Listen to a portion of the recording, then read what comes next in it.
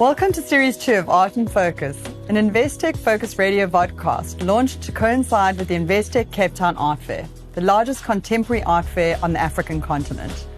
I'm your host, Tristan Farrell. I'm a senior wealth manager at Investec Wealth and Investment International and a passionate art collector. Over the next few weeks, I'll be welcoming an extraordinary lineup of guests into my home, curators, collectors, and artists who are shaping the way we value and experience African art. In this episode, we're going to be chatting about the increasing influence of women in the art ecosystem, from gallerists to artists to buyers. Women are shaping the African art scene, nurturing new talent, and defining what the next big movements might be. In evidence of this, the latest Art Basel and UBS survey of global collecting reveals a generation of women reshaping the market. The Surrealist artists are leading the way, with the Surrealists nearly doubling since 2018, driven by female artists whose auction sales rose a staggering 411%. Let's meet my guests. I'm joined today by Emma van der Merwe, who's the director and head curator of Everard Read Gallery, one of South Africa's most established and influential contemporary art spaces. Shona van der Merwe, who's the co-founder and director of RESERVOIR, a dynamic gallery known for its bold program and commitment to emerging voices, and Anelisa, Mangcu, who's a curator, gallerist, and cultural producer recognized for her sharp curatorial voice and advocacy of young artists. Welcome to my home. Thank you. Thank you. So I've been looking forward to this conversation for a very long time, and I want to thank you all for making the time around this time of year. We can start the conversation with all of you, and maybe more on a personal note before we get into the curatorial voice. What was the moment that pulled each of you into the art world, and what was the greatest failure that has taught you the best life lessons in your career? And maybe we'll start with Anelisa. Biggest failures or biggest lessons? Every single day. there's no day where there isn't a disaster of some sort. And what's wonderful is I have my incredible colleagues here to my right who are always available to give words of wisdom, to show support. I don't think there's one particular failure that maybe I could highlight. Perhaps it was trusting somebody. Not too long ago, a few years ago, who acquired a work, never asked for discounts, was prepared to make an acquisition immediately. We were so excited, trusted in it, and I think 2 months later, sold the work in the secondary market with an auction house for quite a high price, and that kind of destabilized things for the artist. And the artist was furious with us, and they were extraordinary. And I think, some things you can't control. Some things are really, you're caught off guard. And I think that was in the beginning stages of my career. That was a learning moment, but a failure in the sense that I haven't worked with that artist ever again because of, I think, that disappointing moment. The moment for me where I knew this was an industry, I was always in the arts. I had a great-grandfather who was a master socialist painter, George Pemba. And so I grew up in that environment and I was always exposed to the arts. I think maybe the moment for me was high school when I kind of started advocating for other mediums like photography. And I began to develop a voice for my classmates and myself. And I think I kind of knew then which path I would take. Okay, brilliant. Shona, do you want to follow on from that? Yes, I think, a lot of these moments start early on, like in high school, especially if you have the right teachers, the right kind of community that encourages that kind of thing. For me, high school there was a moment, definitely. We had an amazing art teacher, Marius van Vuren. He was very young, he had just graduated, and he was the teacher at the Kimberley Art Centre. And a lot of amazing artists came from that same year, matric year, including Bronwyn Katz and Bonolo Kavula. Wow. So he obviously had a big influence on us all choosing to become artists. Well, that's my experience anyway.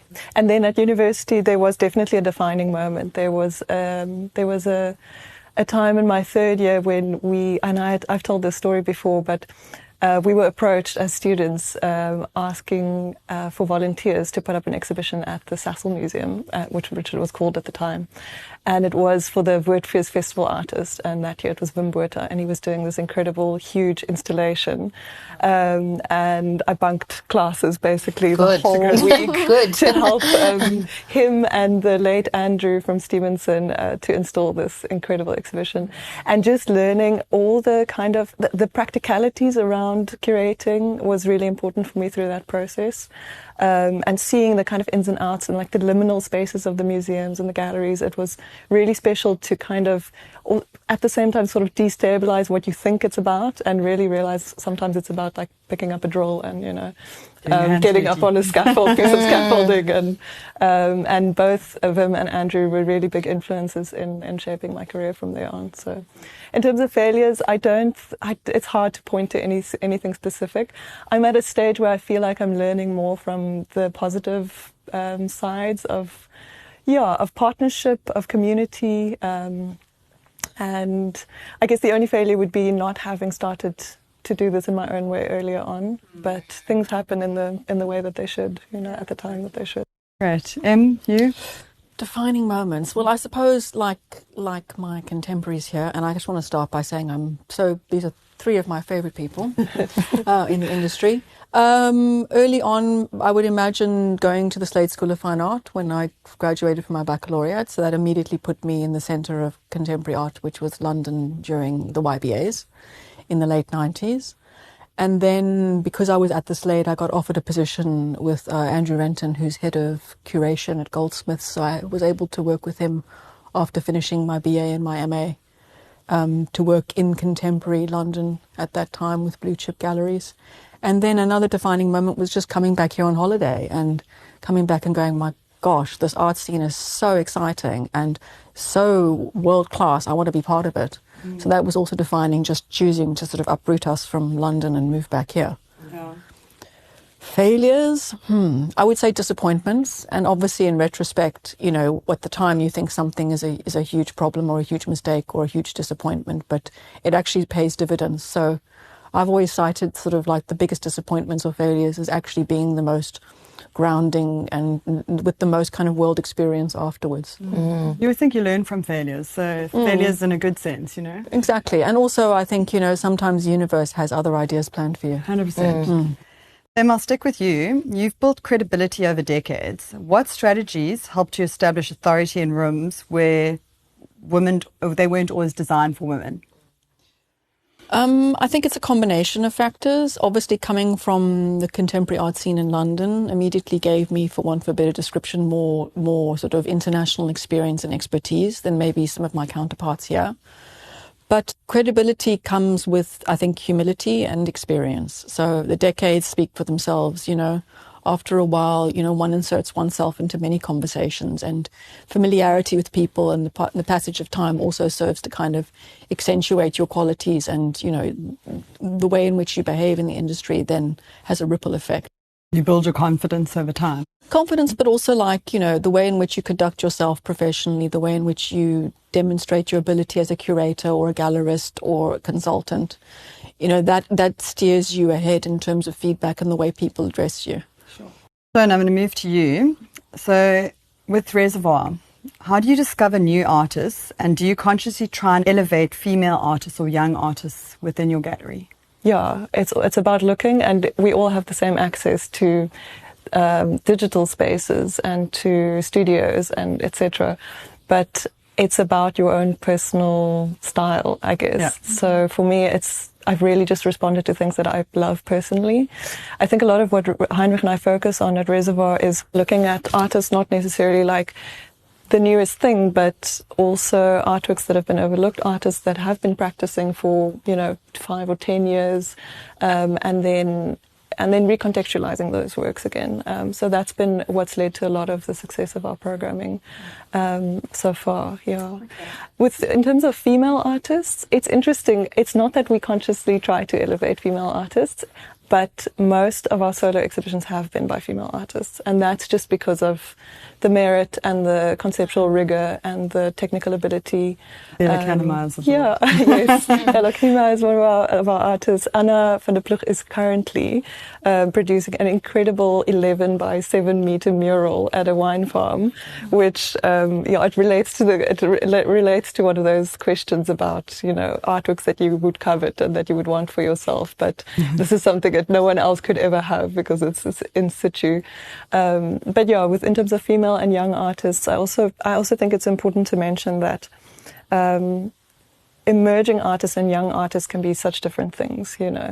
I have tremendous respect, and we've worked with a lot of artists who have often gone back to making art full time later on in their lives again, gone back to do their masters, and that doesn't necessarily mean championing a young artist, but someone who's young in rededicating their lives to art. Okay. And Anelisa, I'm going to move on to you. We have a lot to cover.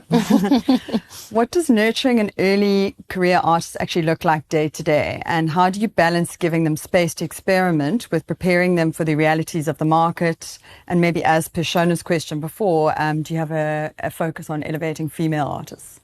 I mean, I don't know if it's intentional, but I think naturally one puts focus on people who mirror them in many ways.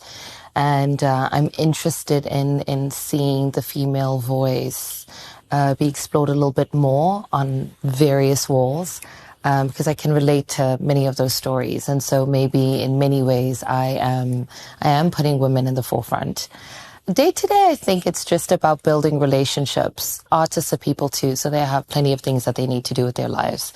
Obviously, when it's closer to a show, we're a little bit more hands-on with their needs, their process with regards to building their body of work, maybe some of their insecurities, where we can really add value. We express that we would like to do such and such, or maybe this is our vision in which we would like to bring some kind of publicity or visibility to the artist prior to the show opening. But day to day, it really is about being a friend. I think there has to be a medium of sorts. So you have to be professional, but I think you can never really get anything out of anyone without investing proper time and really understanding them. And as I said, these are not machines, these are human beings. And so there's multiple things happening in their lives. And so I am a little bit more hands-on on the life aspect of it. So Emma, let's carry on with you. Do you think women-led galleries have a different curatorial lens, or is it a stereotype that oversimplifies the work? I think it's a stereotype. I mean, I think that there is a sensibility and an understanding that perhaps, for want of a better description, biologically women bring to the table that men don't, and then in turn, men bring something different as well. But I can only speak on behalf of myself as a woman. I think there's a kind of a heart-centered, emotionally intelligent investment that I make that is based on many factors about my personality, but also many qualities that I believe I have as a woman. So yes, I mean, I think that there is some of that, but at the same time, I don't think it's the over-prescribing element of it. I do feel like in the Southern continent, women artists, female-identifying artists, are holding their own against their male counterparts. And so with that in mind, it makes sense that they should be placed in first-tier galleries and shown at art fairs and taken abroad. So staying with that, would you say that African art has lost its runway from your vantage point within the market? Or is there a slowdown, a consolidation? Is something happening there that there's a shift or momentum movement to another theme, let's say? We should be asking this question after the Venice Biennale opens, because I think, obviously that's being curated by the director of Zeitz, the late Koyo, and that I'm sure will have, her DNA, her African DNA embedded in that curation. There's cycles, and there's, for want of a better description, favourite trends. But I think that more important than trying to nail down whether Africa is becoming less popular is to understand that African artists are taking their place internationally. 100%. And not just being defined by the geography. We discussed this on another podcast where we said the galleries are also defining themselves internationally. So it loses that connect back. Yeah. Shona, do you have a view on this, where you see market shifting? Because you do a lot of business in Africa itself. I think it's just become so much more decentralized. Like Emma's saying as well, it's not about it being, located in the major cities, first of all, like it used to be in New York, London, Hong Kong, but shifting towards places like Cape Town, like Lagos, like Mexico City. It's just becoming much more, I think collectors are also becoming more interested in traveling and exploring these places. So looking towards the Cape Town Art Fair, around the corner, we already can see the kind of groups of collectors that are coming here in person to experience work. So it's not so much anymore about the geography or the geographical location of the artist, but I think those markets are just not shifting away from those major cities, but just expanding from them. Yeah. How are the African galleries competing on the international markets? It's a question for all of you, so I don't know if you want to start that. I mean, I think the majority of galleries don't just want to be defined as African galleries. But you've got an international presence as well. So yeah, we do. We have a gallery in London, but we've always striving to kind of, exemplify what this continent has to offer, but not under one specific umbrella. And, it is exciting and reassuring to see local artists being picked up by international blue chip galleries, not because of where they come from, but the caliber of their work. I completely agree. There's so much nuance. I mean, I know, Tristan, you often travel to Zimbabwe as well, for example, and just seeing the difference in, how studios operate in Zim versus in South Africa. You do a lot of studio visits in South Africa as well. There's such particular nuances to each and every one. I mean, that's just two small spaces mentioned out of the whole continent. And Lisa, on your gallery? My gallery's still a baby. Like, we're still young. But I was fortunate to work for a gallery before I opened my own. And through that, I definitely feel like I have had a lot of international exposure and presence and ability to put together incredible booths. And then coming to my own, it's quite interesting how I try to operate. I really try to keep under the Aegis as its own. I know I'm very much attached to it. And then the curatorial work that I do on the side, obviously my gallery benefits from it, but I also try to do things separately where I can work with other institutions, because collaboration is so important in our industry. Sometimes you just need the right curator for something, and that person happens to be a gallerist or happens to be working for a museum, and you just want to bring them into a certain project because it's just a perfect fit. So watch the space, effectively. It's growing. And I'm so glad to have Shona. I mean, she has an incredible international presence. I mean, one doesn't need to say that much about Emma. We all know. We're getting to Emma. But what has been interesting is watching somebody who's a lot more seasoned in the game than I am move as she does in the industry, and still has the capacity to make time for someone who's kind of still a newbie in the game, and seeing somebody who I believe I'm close in age and kind of experience with, who travels a lot and really takes such huge risks in Europe. I'm in no rush, to be honest, and this is the kind of pressure that I get from most people, where they're constantly asking, when am I going to this city to show? And I just said, it has to be a gut feeling, because we put so much of our personal lives into the work that we do, that firstly we need to create balance, but also it's okay to take our time. I'm blown away how you've all said there's so much support for each other within the ecosystem. It is worth mentioning as well. I mean, we're talking about how we're pushing ourselves outside the continent, but like an example with Reservoir, Arca Madrid actively sought to include them in a certain section of their fair, and that was an incredible booth that you did there. So the galleries are being sought out as well. I'm in a lot of these women's forums at Investec, and the big thing is acknowledging each other's wins and supporting each other. And I think you guys do it so naturally. It's amazing. It really is about that. It might not be publicized a lot, our general support of each other as gallerists and institutions, but I think you can definitely see it in the beginning kind of stages of entering a convention center to open up a fair.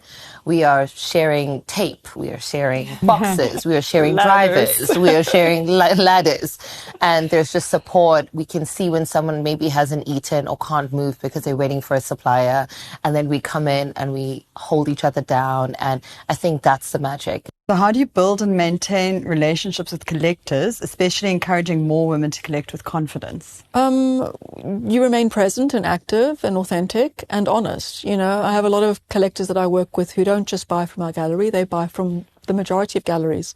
And I get asked my opinion about other galleries' works as well. And I will always prioritize the understanding and ethos of their collection ahead of, you know, competition. You know, like Anelisa said, we are a community, we are an ecosystem. And the more we all thrive together, then the stronger that the collector base will grow. So how do I bring women in? I don't know, actually. I think it's just a natural talent.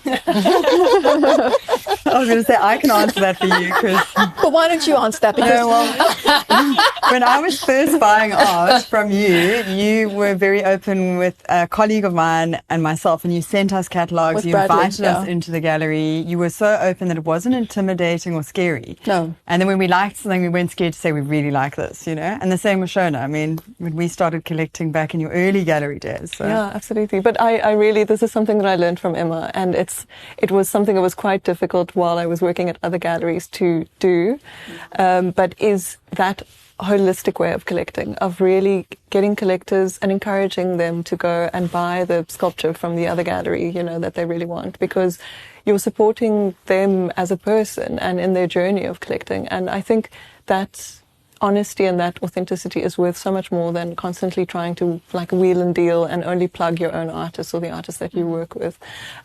Constantly we're getting people coming into the gallery and they're telling me that Ashley from What of the World sent them over after they were there, you know. Oh, that's great. So there is this real sense of support, and I think with women, they honestly already, I have a lot of female collectors who are already quite bold with the way that they collect, and it's just about always bringing them in behind the scenes, showing them the things that they might not, you know, see otherwise, and just making them feel comfortable. And information's key. Like the more information they have, they can make a quicker decision. It is a relationship with a capital R. 100%. So it's like, so it's not just a business transaction. It's not just a sort of like a relaying of information or ideas. You know, you're working to grow a friendship and an understanding and a trust.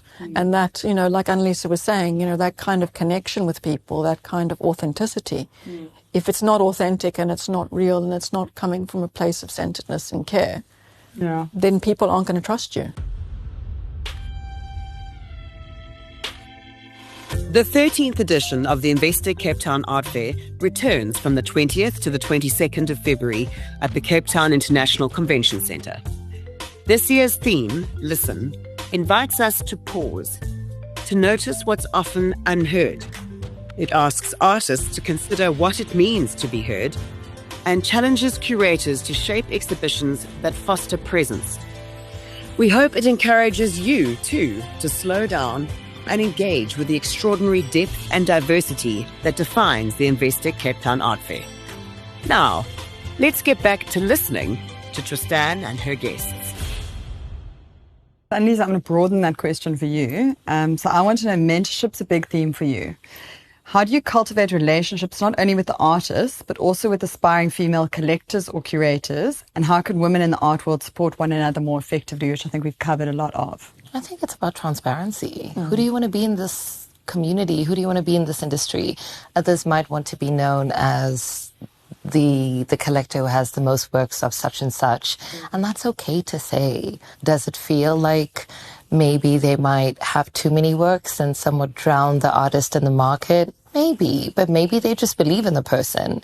And so it's important for people to just be transparent about what they want. Some people have been scared before when they see, you know, that figure on the catalog and they say, listen, I'm traveling. I don't have much space in my bag. I don't want to handle shipping right now. Could you I just want something small, like memorabilia that I could get. And I'm like, go to AVA. Go to AVA, because outside of the incredible work that they have little creative blocks. Yeah. Just go buy it, just like explore, have a good time, take it, put it in your bag. And then maybe when you have more time and maybe more patience or, you know, a bigger budget to spend, you'll definitely come back and look at not only my gallery, but all our galleries. And a lot of the time they send emails or WhatsApps and say, we're on our way, we're coming back to Cape Town. And then you have more time with them. And so women are a little bit more interactive, but I do want to say the men do also pull through. I do want to highlight that. They do often send texts and let us know that they're interested in something, or this artwork hasn't left their mind. Is it still available? And if not, is there something similar? So I think it's just about a friendship, just communication, keeping in touch. So Shona, just on that subject, for our viewers who aren't familiar with how a gallery and an artist operate, how do you maintain those relationships with your artists? So it actually looks very different nowadays. It used to be very traditional in the sense that galleries would represent a set number of artists, and they would offer them solo shows, group exhibitions, and the works would sell. And what happens then is that a gallery keeps a commission from that sale, and then they pay the artist their commission. And traditionally that split is 50-50. So, but in the case like RESERVOIR and Anelisa's gallery as well, we don't represent artists necessarily in the traditional way. So we work with a broader network of artists. So sometimes you'll add artists into curatorial projects, but it's not like you're paying them salary, you're paying them from sales. It does often happen that an artist would need help with a production, so with framing or with materials beforehand. Sometimes this can get deducted from sales, sometimes this can be seen as a gift from the gallery, but the important thing is that that is established from the beginning, and the artist knows if they're getting into debt or if what the agreement is. And so that's what we talk about when we say transparency. It changes a little if I call Emma and I say, I have to work with the artist for this particular show. They embody this theme. Please can I show them, or rather show their work? And then Emma will say, don't worry, we'll manage framing, for example, and then the gallery will take a cut or gift it to the show, I guess. But let's say then the artist definitely has to get a 50. There's never lower. That's crazy. And then maybe between Everard Read and Under the Aegis, there might be Everard Read might take 15. I might take the remaining fee, because we had some form of agreement. They not only maybe managed that artist in the production process, but also framed it and delivered it to me. You know what I mean? So that's just kind of how we do it. But And your artists sign contracts with their... Yes, a consignment agreement. Yeah. And you? Consignment agreement in that we acknowledge we've received the work, but I always maintain, our kind of philosophy at the gallery is we don't need a written contract if we're doing our job properly. Mm-hmm. But yeah, we do a lot of work between the galleries, sort of asking for PDFs or examples of artists' works, and the commission structures and the payment structures are all very organic. But like Shona's very articulately pointed out, I think you enter into a relationship with an artist with a very clear, transparent agenda. We sometimes pay artists on a regular basis.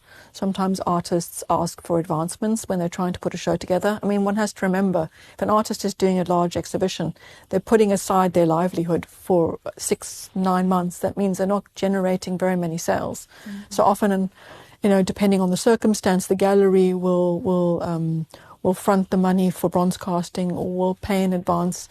When you're talking about third-party, bronze casting foundries, it costs so much money. And, you want your artist to materialize as objects, you want to place them. And I think we can all agree, if the work's physically in front of the collectors, you have a much stronger chance of generating a sale. So I think we all do what we can to make that happen. So I actually went to watch Emma on a panel recently, a few months ago, and everyone was asking questions. You always get too scared to ask the question you want to ask. And I said to Emma afterwards, and I'm going to pose this question to all of you now, what makes an artist an artist? Is it because you can create or because you can sell your work? And everyone's dead silent. No. I'm like, that was loaded. Now I have to think. I've had more time because obviously I was asked this question. I think an artist is an artist when they can't exist in the world without making work. I think an artist, if they can't contextualize themselves, if they can't live and breathe and function without being creative and expressing themselves, then they're an artist. Yeah, honestly, it's a bit of a hazard to say this because our professions depend on this, but it would be much better if art didn't have to be sold ever. I really don't think it's about the sales whatsoever. In South Africa, unfortunately, the way that our ecosystem is set up, it's the only way for artists really to survive is to sell. And I also think that makes for really good work because artists are pushed to create more regularly and, maybe have less time for sort of fallow thinking time. But I would say it's definitely the ability to create, and also there's a sense of ambition to have to show the work as well. I think it's when that's where your mind constantly drifts to. Some people just don't have the capacity to make, for whatever reason. We may never know. Maybe one of the greatest artists is just not in this industry, and there's just something restricting them. I don't think it means they're not a great artist, or they don't have capacity one day in another lifetime to create something. Sometimes there are just so many things in the way blocking them from doing it. I think it's when you're constantly, your mind's just drifting. Then I know you're an artist or artistic. Okay, so on the same panel where I heard Emma speaking, she was referred to as the godmother of South African art scene, which I thought was hilarious. What context of godmother did you prefer? I prefer the Martin Scorsese one. Yeah, not the fairy godmother. And what was the moment you realized you had found your curatorial voice, and what advice would you give other women looking to make their mark in the art world? I think I've had kind of important seminal moments where I've sort of felt like, you know, the ambitions of the exhibition and the artists were met and exceeded. So I've had a few moments along my career. There wasn't sort of one main moment. Certainly working with Willem Boshoff, and then when I did the Standard Bank show for Beth Diane Armstrong, those were also very, very important exhibitions for me. But there continue to be moments.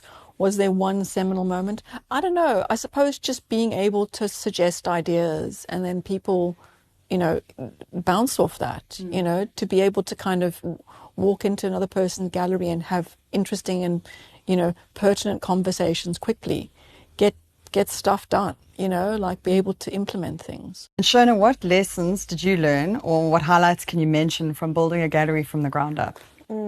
Yeah. Like too many to mention.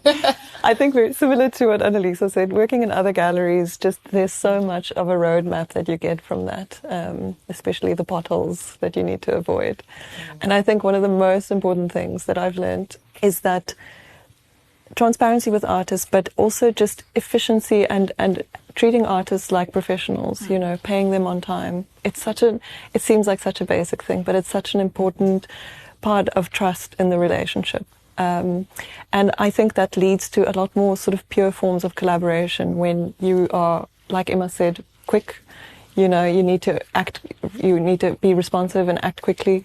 And unfortunately in the art world, because there are fewer regulations and sort of fewer rules, and we sort of seem to have made things up as we go along, these things can fall by the wayside, the boring kind of administrative things. So we talk a lot about curation, but most of it is just running a business, you know. Yeah. The rest is definitely relationships. I mean, we couldn't have started Reservoir without already having a big network of artists who trust us and who are willing to say yes to projects.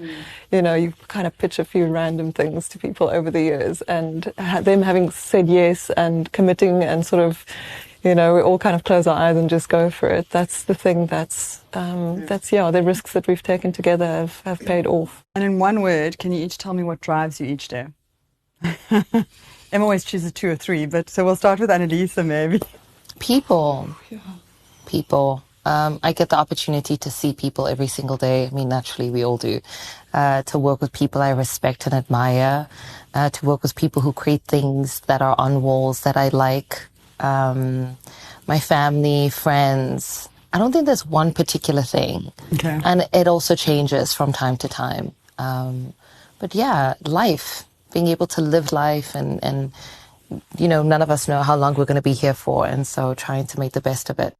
Shona? Sure, yeah. I must say I'm very fortunate to have such an equal partner in Heinrich, and we have a lot of fluctuation, you know. So when he's up and I'm down, you know, we can always kind of pull each other through. So for me, like, in terms of the business side of things, you know, not the reason for getting up in the morning, but getting to work at least. It's been massive having someone who you can be not deferring to, and you're not overly deferring, but not overly like directive either. We can be sounding board, super good sounding board, and we can be really honest with each other. And yeah, actually, we've started a little collective of young galleries as well. So there's a real sense of like it's called New Cape Town Galleries, and so there's a real sense of like, there's something about this new generation of dealers that's also super exciting for us to keep motivated. And you? I've got two very different answers. So the first You have more than one word, clearly. Sorry.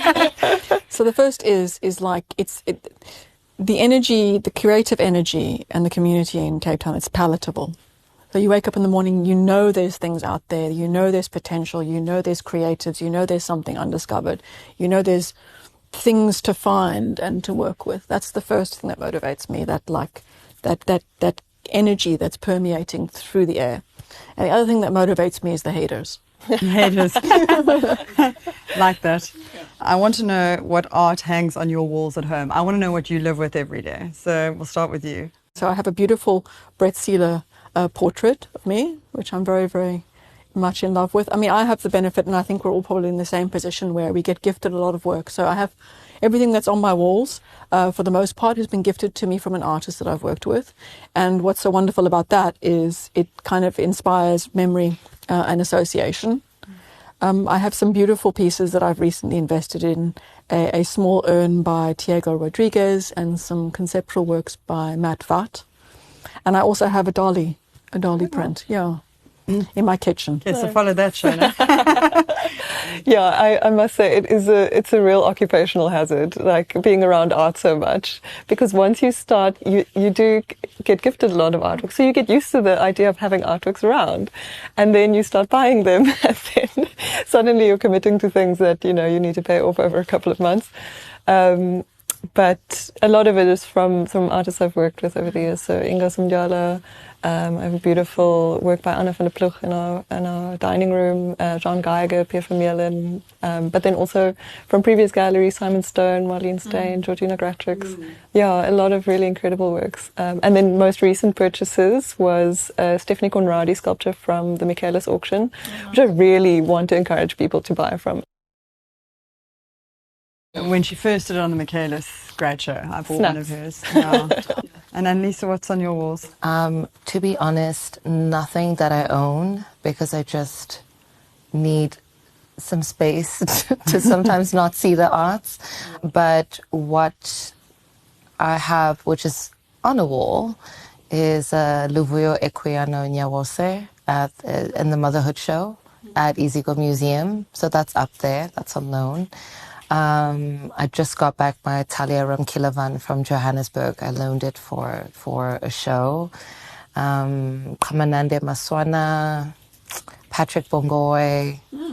There's quite a few. Luando Kamini.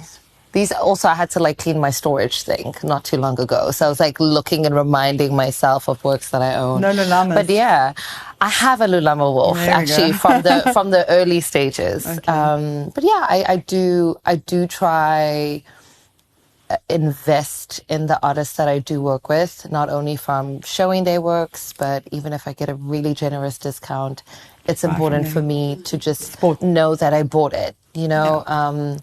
I'm really, really blessed. With Kalkawuli Tamani Nobagata, I had commissioned her to do a work for something, and it looks very different to her works now, but I have a work of hers that's really large from the beginning stages of her career, so that's great. Can I afford her works now? Maybe not, but back then I did. So on that note, yes. I have a final question to all of you. If we're asking every person doing the podcast for Investec Focus Radio this question, if budget was not an option or problem, which artist would you buy personally for your collection? I think, it's one of those things where I personally don't have a wish list, because I feel like it has to be, for me at least, an artist that I have a connection with or that. But the other thing is, and I'm not being pious by saying this, but I really think that art that has that kind of value, if it's worth that kind of value and it's not just because it's overinflated, should be in public collections, Yeah. So you could rather say that I could... What she wants to say. Yeah, I can't do that. I agree. Yeah, so if you had given me an unlimited budget, I'll tell you which ones I would donate to museums, basically. Yeah. Could be like the Vogels and donate it in your estate. Yeah, exactly. Well, I think that this particular artist is already in multiple collections internationally, but I remember in 95, I went to the Whitechapel Gallery in London and saw Kiki Smith. So I would gladly hand over any amount of money I had and one of my organs to have a Kiki Smith preferably from the Rapture series, if anyone's listening. Hint, hint. Yeah. It's just a simple hint. It's a huge. Just so subtle. Atipatra Khuga, for sure. A really big tapestry. That would be great in a wonderful space. William Kentridge. I think you can never go wrong with William's work. Who else? Billy Zangewa. Worked with her not too long ago.